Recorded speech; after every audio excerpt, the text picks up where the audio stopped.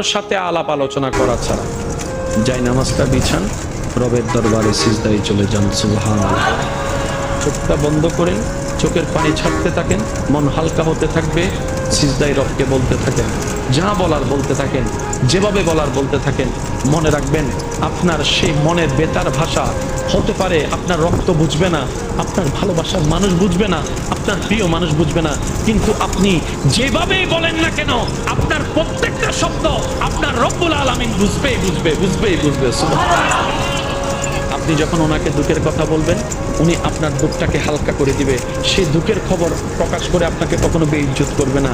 আর আপনি যখন সুখের খবর পেয়ে রবের দরবারে সিজদায় চলে যাবেন, তখন আল্লাহ তাআলা খুশি হয়ে আপনার সুখটাকে আরো বাড়ায় দিবে। লা ইন শাকারতুম লা আযীদান্নাকুম আয়াতের উপর আমল হয়ে যাবে। আপনি শুকরিয়া করতে থাকবেন, সুখটাকে বাড়তে থাকবেন, সুখের কথা বলতে থাকবেন, রব্বুল আলামিন দেখে আপনার সুখও বাড়ায় দিবে।